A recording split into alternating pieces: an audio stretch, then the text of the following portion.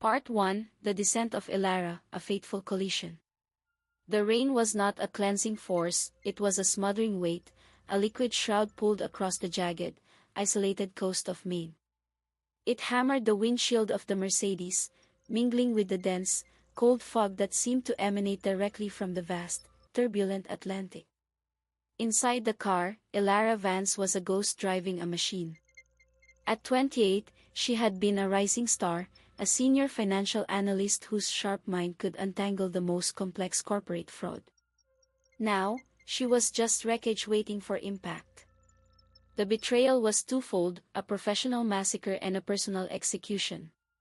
Liam, her fiancé and partner, hadn't just walked away, he'd liquidated her life. He used her internal company access to funnel proprietary information to a rival conglomerate, collapsing the billion-dollar deal she'd spent 18 months crafting. The fallout had been immediate, brutal, and humiliating. The shame was a physical taste, metallic and sour, far worse than the gnawing, silent worry about the fragile life blooming inside her. 10 weeks, a secret she had protected fiercely. She hadn't been driving to escape, she had been driving toward oblivion, her tires seeking the edge of the world. She saw the sign, a faded, weather-beaten warning, private road. No trespassing. She ignored it, her foot pressing down, welcoming the blur of the pines. The road twisted violently, hugging the precipice. Elara let go. She released the wheel, released the brake, and surrendered to the momentum. The world dissolved into a chaotic symphony of crushing steel and splintering glass. The car plunged off the narrow coastal highway, rolling end over end down the steep, rocky incline. Every impact was a blinding shock, a testament to her failure to control anything, even her own destruction. Time stretched and snapped.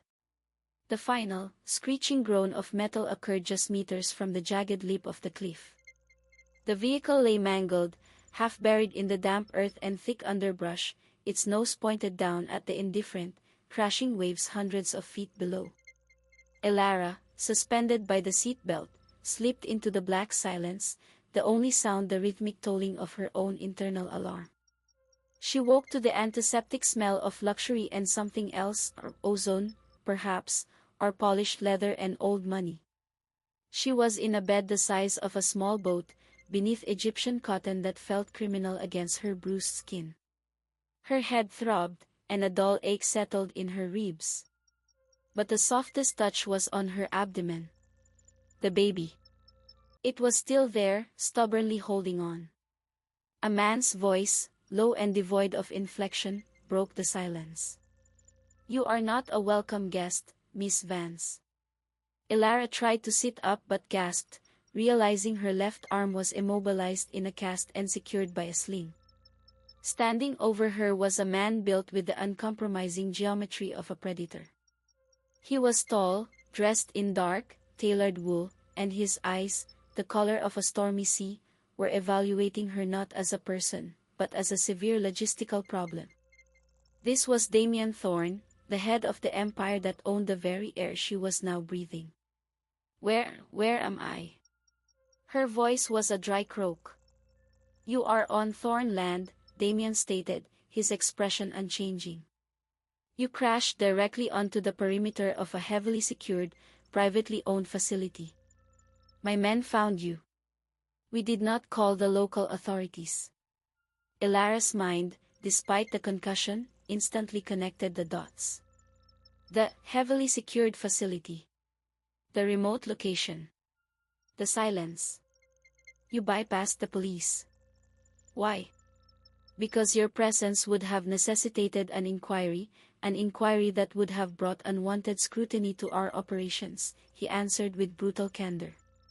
"I initially assumed you were a breach, a clumsy attempt at infiltration. But Franco verified your identity. Elara Vance. Disgraced financial analyst."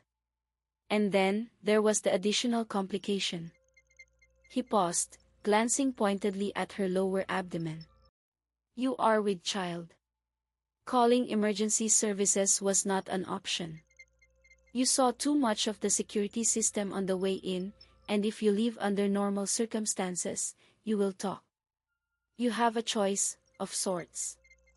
You recover here, under my roof, under my terms, or you are handed over to the state, where you will undoubtedly face a barrage of questions about why you were deliberately driving off a cliff and how you managed to breach the boundary of one of the most protected estates on the eastern seaboard.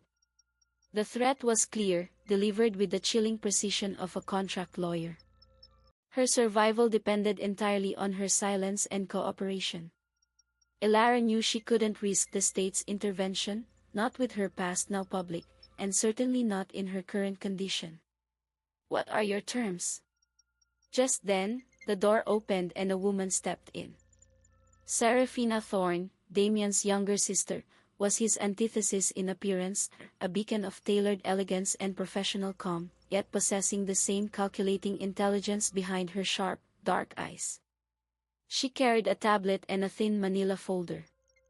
"My terms," Damian repeated, before Seraphina smoothly cut in, extending the folder. "We prefer not to keep hostages, Miss Vance. It's messy. We prefer employees. Welcome to Thorne Global Logistics. I'm the Chief Legal Counsel, Seraphina Thorne. Your services are required." Seraphina explained the arrangement. Due to a recent internal data leak, a minor inconvenience, as she termed it, Thorne Global Logistics required an expert to audit their complex network of shell corporations, offshore accounts, and the astronomical security line items that dwarfed the actual shipping costs. It was a temporary position, she said, until they felt certain that Elara posed no threat. The payment would be generous, the accommodations luxurious, and the security absolute. Elara, a woman whose integrity had just been obliterated by the man she loved, felt a perverse sense of relief. Her skills, the very thing that made her invaluable, were now her cage and her shield. "You want me to audit your illegal operations?" Elara summarized, her voice gaining strength. Damian stepped closer, the sheer physical presence of him dominating the elegant room. "I want you to verify where the money goes and ensure no one is skimming from the top. We move high-value assets. We protect our clients' interests. We do not deal in the filth of drugs or human trafficking, which is why we must ensure our books reflect exactly what we do. You, Miss Vance, are the best in the business at finding the hidden seams. You will find ours, and then you will help us seal them." He was giving her purpose, however dark, and a measure of control, however constrained. More importantly, he was offering her and her child sanctuary, a fortress against the weakness and betrayal that had destroyed her previous life. The next few days were a blur of recovery and immersion.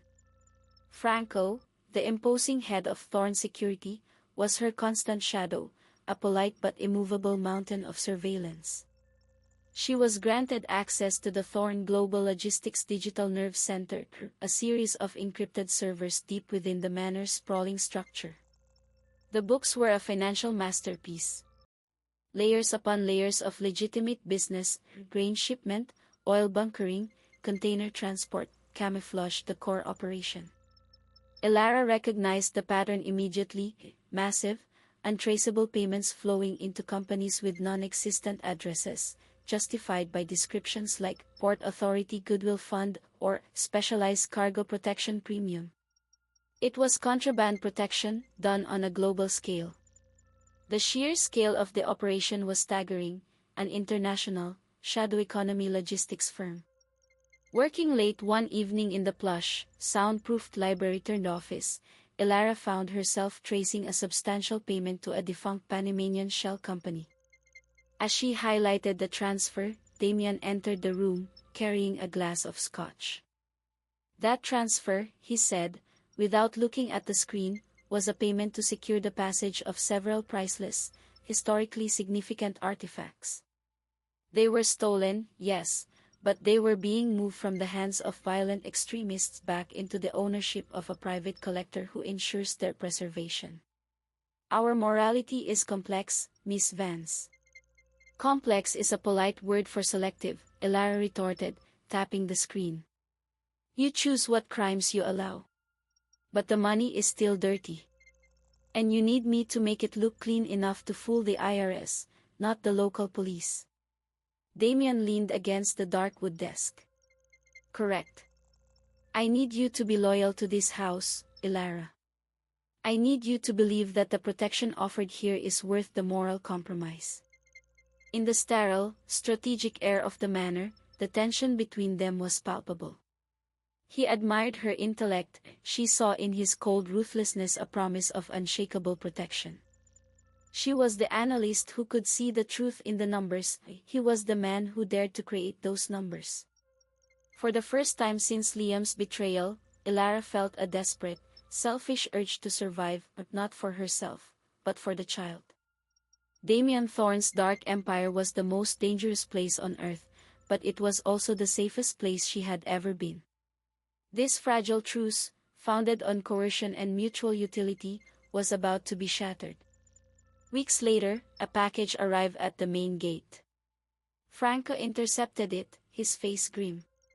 It was an old, cheap burner phone, Elara's old phone, the one she'd left in the wrecked car. Inside was a single, cryptic voice message. Franco brought it straight to Damian, who listened with a face like granite. The voice was Liam's, shaky and desperate, confessing not just to the corporate betrayal, but to selling Elara's internal drive data to a rival, not a conglomerate, but a man named Silas Kaine. The message ended with a distorted, menacing laugh and a direct threat, tell the Thorne dog I know what he's hiding. And what she's carrying. Silas Kaine, the ruthless leader of a New England drug and human trafficking syndicate, was not just a rival, he was the antithesis of the Thorne Code, the filth Damian refused to touch. Kaine had found Elara. The fragile wall of protection had been breached. And now, the true war had begun. Part 2, Sanctuary and Surveillance.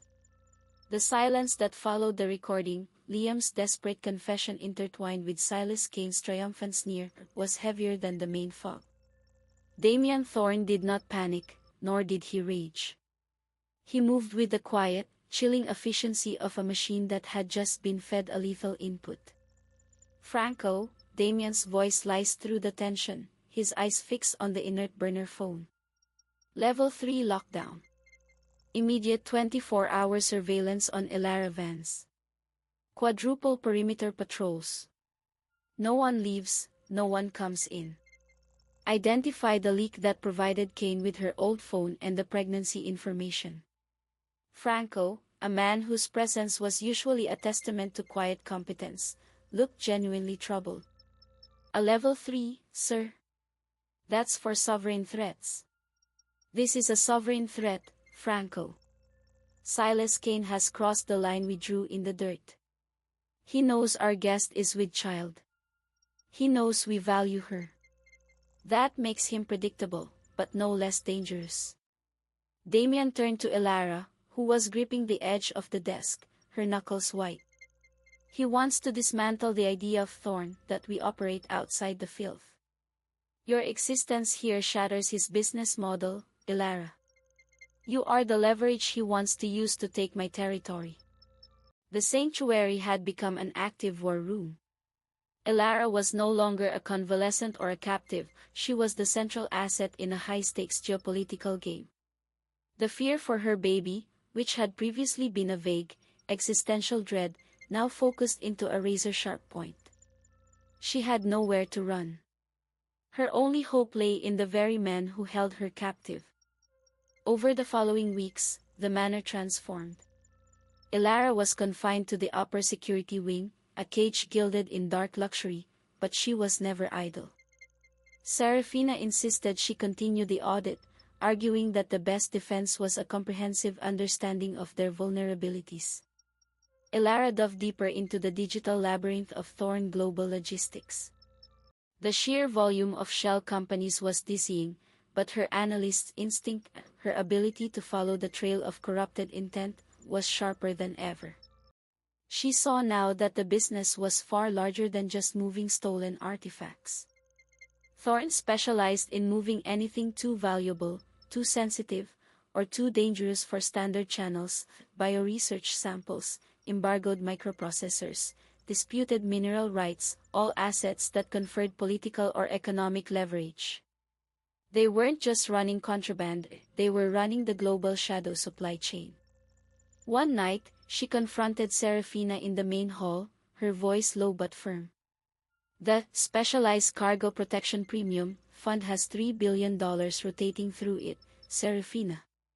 That's not security. That's a contingency fund for regime change.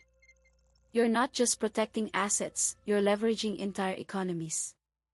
Serafina smiled, a cool, detached gesture. It's all logistics, Elara. If you control what gets from point A to point B, you control the world. We offer stability in a chaotic market. Kaine offers chaos. He deals in human misery and cheap narcotics. We deal in valuable secrets and enforceable contracts. We protect the principle of order, however dark our methods may be. And what happens when Kaine decides to expose your order to the chaos of the press? Elara challenged. That, Serafina replied, gliding away, is why Damian pays to keep you safe and silent. The dynamic between Elara and Damian evolved in this high-pressure environment. Their interactions were tense, fueled by mutual distrust yet increasingly bonded by a powerful, unspoken appreciation for the other's capacity for ruthless strategy. Damian would often join her late at night in the server room, watching her fingers dance across the screens, simplifying complex global flows into elegant, undeniable truths. He was drawn to the fire in her eyes, the fact that she hadn't broken despite everything. She, in turn, began to see the cold calculation in him not as pure malice, but as an absolute commitment to protection, the one quality she desperately needed. Her safety, and the life of her child, were inextricably linked to his ability to be monstrous. Liam sold me for pennies on the dollar, Damian, she confessed one sleepless night, looking out at the pounding ocean. He traded my future for a short-term payout. What I need now isn't a good man. I need a wall that won't fall. I am that wall, he stated simply, stepping behind her, his large hands resting lightly on her shoulders. His touch was electric, a jolt of pure, unyielding control. You and the child are protected. That is not negotiable. The line between professional utility and personal obsession blurred. Their attraction was a dangerous thing, a shared recognition of survival instinct and a mutual contempt for weakness. Elara knew that Damian Thorne was a killer, a lord of the shadows, but she was finding that she trusted his darkness more than the false light of her past. The fragile bubble burst when Kaine made his move, targeting not the Thorne infrastructure, but Elara's residual human connections. The news arrived via a scrambled email attachment sent directly to Franco's secure line. It was a video. The first victim was a low-level Thorne accountant named Marcus, a perpetually nervous man Elara had audited who had tried and failed to siphon off a few $1,000s before she caught him. He was a non-entity, disposable. The second victim was not. The video cut to a frantic, terrified face, Anya. Anya Petrov. Elara's best friend since college, her confidant, the godmother-to-be of her unborn child. Anya knew nothing of Thorne, nothing of the crime, yet Kaine had targeted her precisely because she was Elara's soft underbelly. Kaine's voice, a grating, synthesized snarl, accompanied the video. The terms are simple, Damian. I hold the garbage you throw away, and the weakness you protect. I want the financial analyst, Elara Vance. Her life, for the lives of the two I hold. And you withdraw from the New England ports entirely. Consider this my opening bid for your moral authority. Damian watched the video twice, his jaw flexing. Serafina was instantly pragmatic. He's testing us. We sacrifice the accountant, perhaps Anya. We hit Kaine's supply line, send a message, and Elara stays here. It is the cost of war. Elara felt the blood drain from her face, but she didn't collapse. She looked directly at Damian, her eyes burning with a resolve that matched his own. You will not sacrifice Anya. You will not trade me. She is my family. Marcus, he was weak, but he doesn't deserve this. Franco waited for Damian's command. The choice was clear: adhere to cold logic, or betray the principle of protection he had sworn to Elara. Damian's decision was instant and absolute. We don't negotiate with terrorists, and we don't trade our own. Elara stays. I will not compromise the final principle this house holds. Get our assets back. Franco, mobilize Delta. We are going in. The rescue plan was initiated within the hour. Franco laid out the intel. Kaine was likely holding the hostages in a forgotten warehouse district near the Portland waterfront, a neutral, contested zone he was using as a forward operating base. The approach was mapped, the contingency plans reviewed. We go in fast, we hit hard, we retrieve, and we exit before the sun rises, Franco explained, indicating a three-pronged assault plan on a schematic projected onto the wall. I'm going with you, Elara stated, her voice quiet but firm. Franco looked to Damian, waiting for the dismissal. Absolutely not, Damian said immediately. You are the target. You stay in the secure cage. I'm not a hostage, Damian. I'm the analyst, Elara countered, standing her ground. Kaine is using this warehouse. I know how people like him set up shop. He won't use the standard entrance or exit. He'll have a secondary, unsecured logistics bay, a hidden pressure point I can find from the architectural schematics Franco has. I can give you the blind spot. You need me to be eyes and ears on the ground, connecting the physical layout to the financial data I've seen. If I stay here, I'm just bait. Out there, I'm a weapon. Damian studied her face. He saw not the desperate woman who had driven off a cliff, but a strategist, forged in betrayal, demanding the right to fight. He saw her love for Anya and her desire for agency. More importantly, he saw that she was right. Her unique perspective, her knowledge of the cost of every square foot of Kaine's illegal sprawl, was invaluable. He looked at Franco, a signal passing between them. She stays behind the perimeter unit. Franco, she is your responsibility. If she so much as gets a scratch, I hold you personally accountable. Understood, sir, Franco replied, a flicker of professional excitement in his eyes. He had just been handed a mission with a near impossible constraint: protect the untouchable asset while she walked into the line of fire. As the team loaded into the black armored vehicles, the engines rumbling quietly, Elara glanced at the manor, its imposing structure a symbol of her moral compromise. Her hand rested on her still flat abdomen. We are going to fight for our survival, she vowed.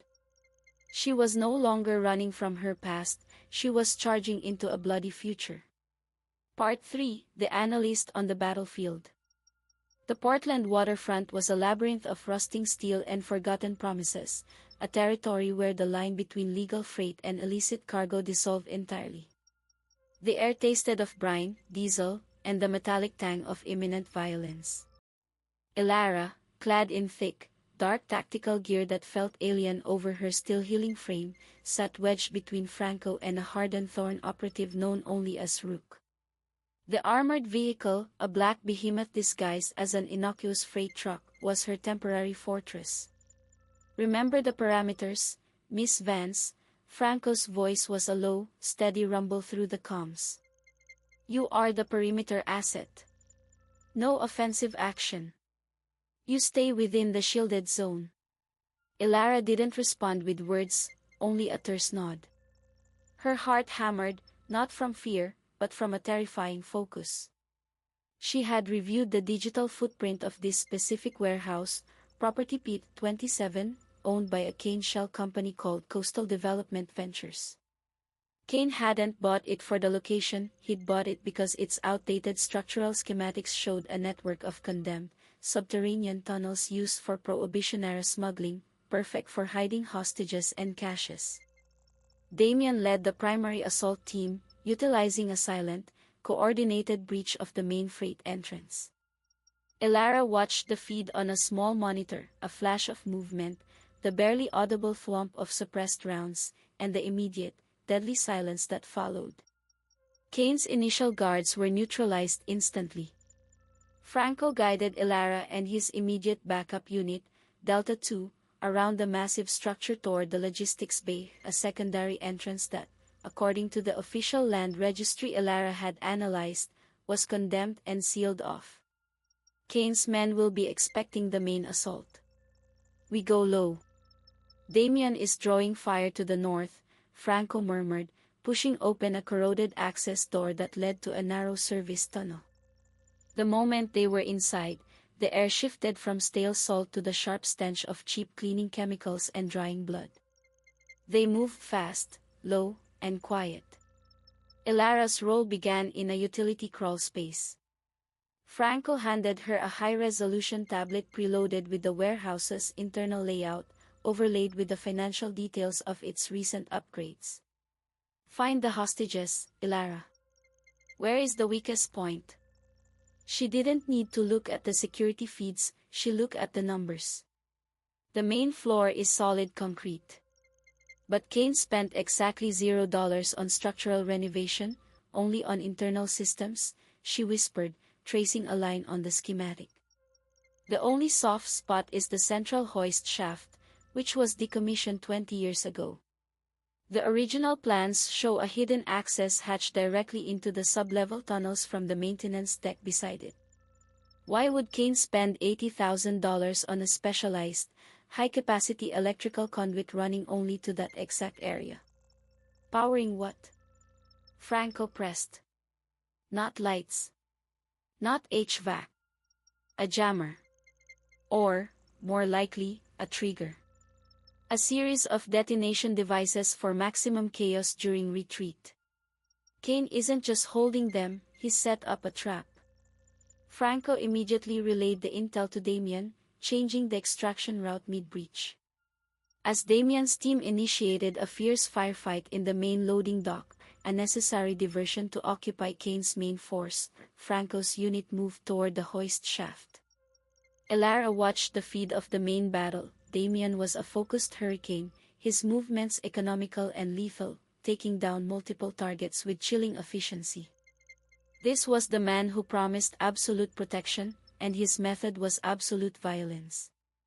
The reality of her protector's true nature hit her with the force of a physical blow. They reached the hoist shaft maintenance deck. Franco's team quickly located and dismantled the hidden access hatch, revealing a steep, damp stairwell leading down. They found Marcus, the accountant, tied and gagged just inside the tunnels, shivering and unharmed, but deep in shock. Anya. Elara whispered, adrenaline overriding the ache in her shoulder. Franco shoved Marcus back up to Rook and signaled Elara to stay put. She's deeper in. Stay here, Elara.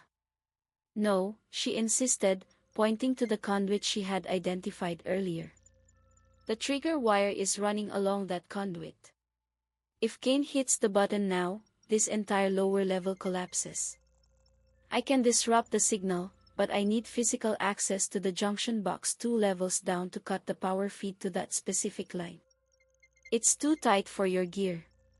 Franco hesitated for only a second, assessing the risk versus the knowledge.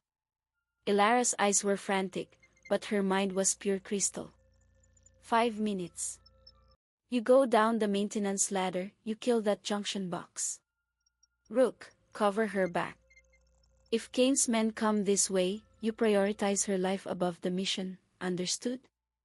Elara, heart pounding against her ribs, scrambled down the rusted ladder. The smell of damp concrete and mold was stifling. She finally reached the junction box, a massive, outdated piece of industrial machinery. She had no tools, only the adrenaline-fueled memory of the schematics and the knowledge of which wires carried the high-capacity load. She located the conduit she had identified, a thick, specialized cable, and began ripping the casing away with her bare hands, ignoring the pain in her fingers. She found the wire, a bright yellow insulator, signaling a critical, non-standard connection. Taking a deep, ragged breath, she used the sharp, broken edge of the conduit casing like a blade and sawed through the wire, one fiber at a time. Snap! The line went dead. A sudden, earth-shaking blast ripped through the warehouse structure above them, followed by rapid-fire automatic weapons fire. Damian's assault had reached its conclusion, and Kaine had attempted to use his fail-safe, a secondary, less critical charge that only managed to destabilize the south wall. Elara's quick thinking had prevented the total collapse of the tunnel. "Elara! Report!" Franco's voice was strained. "Signal neutralized. The main sub-level charge is dead," she gasped, scrambling back up the ladder. She met Franco near the top. He was dragging Anya, who was conscious but crying hysterically.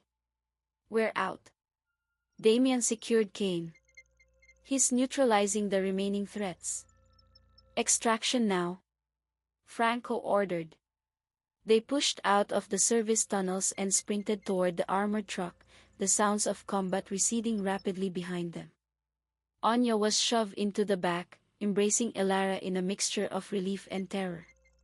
Elara checked on Marcus, who was curled up and shaking. They were alive. Just as the rear ramp of the truck began to hiss shut, a colossal noise tore through the night. It wasn't gunfire, it was an explosion of force, a shoulder-fired rocket. Kaine, or a loyal fanatic, had anticipated the retreat. The projectile slammed into the truck's rear fender.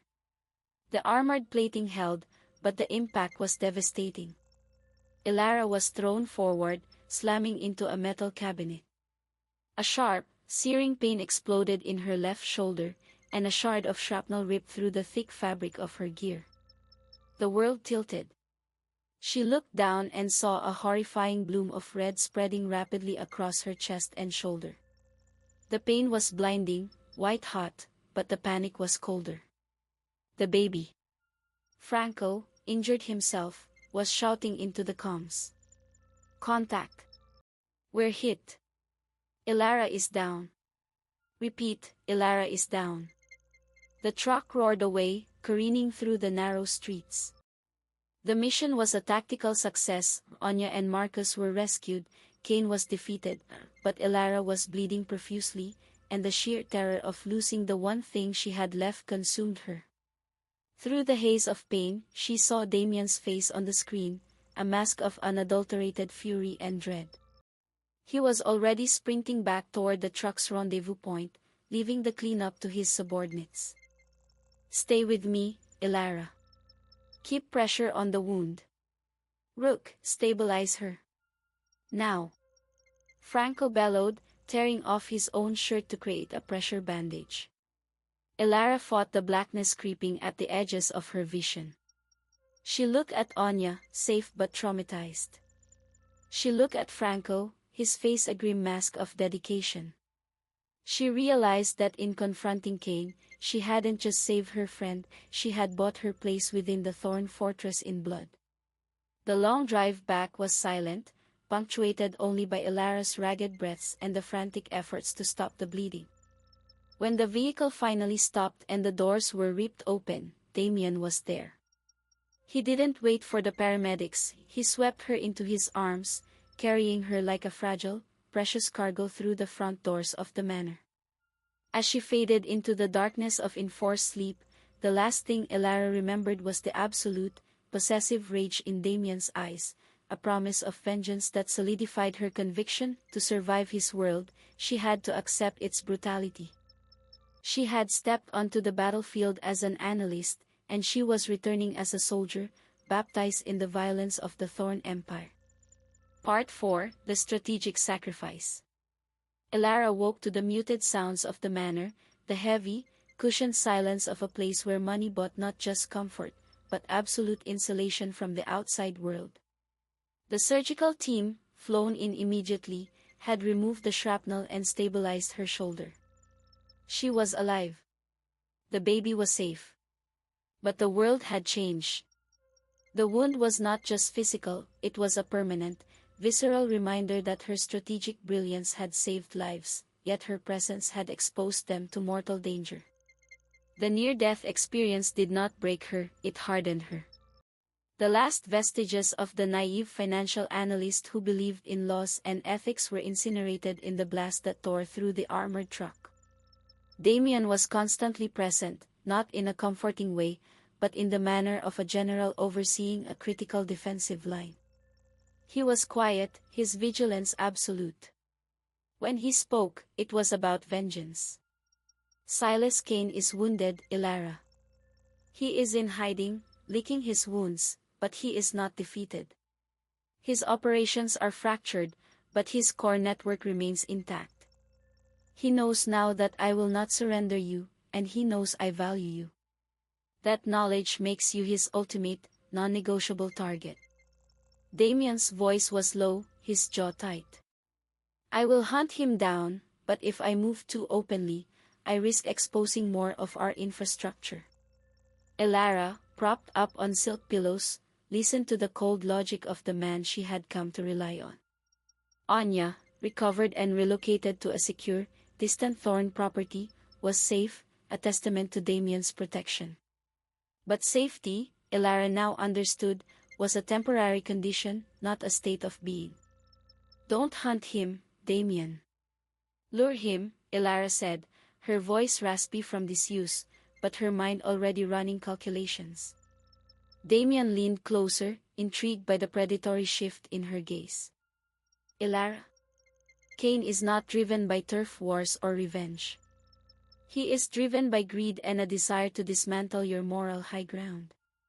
He wants access to the deep-sea logistics channels, the ones you use to move high-value contraband without touching his narcotics and human misery. He sees that as the key to true, global power. We give him what he wants, or rather, the illusion of it. She laid out the plan, a meticulous, utterly ruthless trap built entirely on her own identity and her past professional life. She would become the bait, utilizing her former persona as a world-class financial analyst. I will organize a meeting. Not a hostile exchange, but a covert transaction, she explained, tapping her intact hand on the tablet. I will use my old, legitimate industry contacts to set up a massive phantom transaction, a bribe, as per your original plan. The cover story, I was never Damian's lover or captive, I was a disgruntled analyst who discovered the massive profits in Thorne Global and is now offering Kaine a complete, encrypted key to the Thorne supply chain routes. The ultimate betrayal. Serafina, who had been listening from the corner of the room, stepped forward, her respect clear. He won't believe it. Why would you risk everything to sell out the man who saved you? Because that's how he thinks, Elara countered, looking directly at Damian. Kaine thinks loyalty is a myth, a weakness. My betrayal of Damian, the man who supposedly held me captive, would prove Kaine's worldview. It would be the ultimate psychological victory. He won't be able to resist the money, the routes, or the ego boost of converting the enemy's prized asset. The price of the transaction, Elara specified, would be astronomical, a direct measure of the perceived value of Thorne's global routes. The meeting place would be remote, ostensibly neutral, and easily accessible by water, a decaying, isolated dockside structure several hours north of Portland. Damian studied her, his eyes assessing not the risk, but the ferocity. She was proposing to put herself directly into the hands of the man who had just tried to kill her and her unborn child. Yet, the strategy was flawless. It was a strategy born from the same cold, calculating world he inhabited. You understand the risk, Elara. If he gets his hands on you, there is no negotiation, he warned.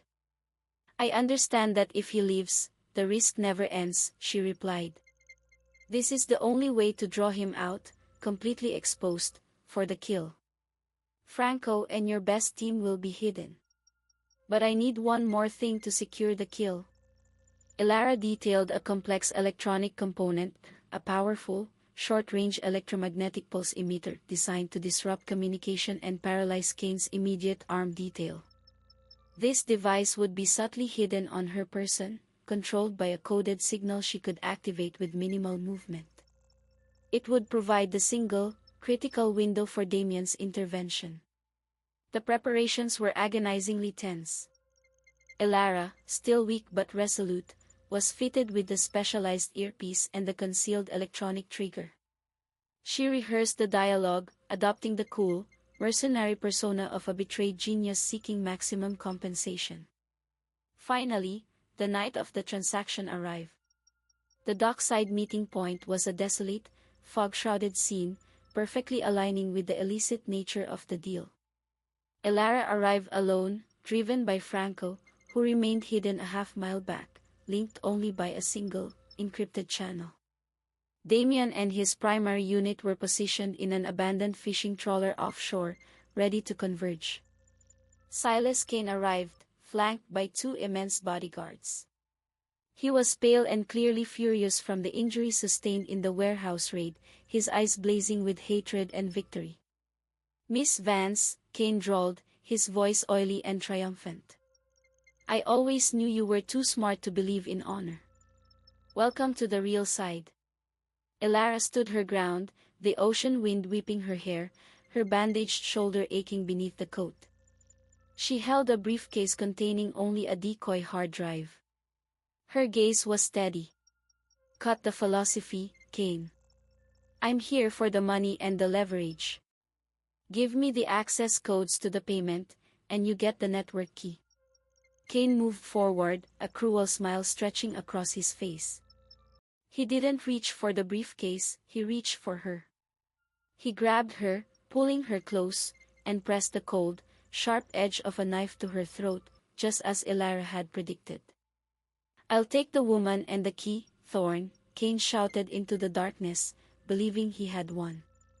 In that heart-stopping moment, pinned and threatened with death, Elara looked Kaine directly in the eye. She gave the coded signal, not a word, but a specific cadence in her breathing. "Now." The concealed device pulsed. Kaine's immediate security detail staggered, clutching their heads as the EMP shorted their communications and temporarily paralyzed their electronics. Before Kaine could even process the disorientation, a shadow detached itself from the fog. Damian Thorne moved with brutal speed. The final confrontation had begun. Elara had successfully delivered the target. Now, she would witness the final, bloody price of her safety. Part 5: The Toxic Foundation. The final confrontation was a symphony of chaos and cold execution. As the EMP momentarily stunned Silas Kaine's bodyguards, Damian exploded from the fog, a force of nature driven by a single purpose, eliminating the threat to his lineage. Kaine, momentarily distracted by Elara's trickery, managed to shove her aside just as Damian reached him. Elara tumbled onto the sleek, moss-covered dock, her injured shoulder screaming in protest. She scrambled back, pressing herself against a stack of crates, her eyes wide as she became a horrified witness. The battle was not a duel of equals, it was the brutal, decisive act of an alpha predator reclaiming his territory. Damian fought with a calculated savagery that transcended mere self-defense. He was defending his fortress, his legacy, and the woman who had dared to risk herself for his cause. Kaine, though fierce and desperate, was fighting for a losing philosophy, one based on fleeting weakness. The end was swift and absolute. Damian disarmed Kaine, the knife clattering onto the dock. A moment later, Damian ended the confrontation with a final, brutal move, ensuring that Kaine would never rise again. Silence fell, broken only by the sound of the ocean and the rapid movement of Franco and the Thorne security team, who emerged from the shadows to neutralize Kaine's remaining men and secure the scene. Damian turned, his figure a dark silhouette against the meager dock lights. He was bleeding from a shallow cut on his arm, but otherwise physically untouched. He walked toward Elara, stepping over the crumpled form of his enemy. Elara didn't flinch. She had seen the truth. She had willingly orchestrated the scenario, activated the trap, and delivered the kill. The man standing before her was a killer, yet he was also the only person who had provided her with safety and avenged her betrayal. He knelt beside her, his breath ragged.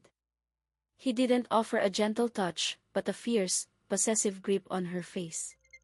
You risked everything. You used your genius to give him to me. Why? Because you are the wall, Damian, she whispered, the words trembling but true. I saw what a lack of protection costs. Weakness invites destruction. You gave me the only kind of safety that exists in this world, absolute power. Damian didn't offer her platitudes or promises of reform. He offered her the truth of their shared darkness. He took the knife Kaine had used, wiped it clean on his coat, and tossed it into the deep, dark water. Marry me, Elara, he said, the proposal a command, not a question, his eyes fixed on hers. Don't ask me to be clean. Don't ask me to be legitimate. I will be stronger. I will build an empire so formidable, so insulated, that our child will never know the meaning of fear or betrayal. I offer you absolute loyalty and unshakable protection, bought with the blood on my hands. Do you accept the foundation? Elara looked at the cold, beautiful sea, then back at his face, a face carved by strategy and scarred by violence. She was no longer the innocent analyst. She was a survivor, a strategist, and a protector in her own right. Yes, she said. I accept the foundation.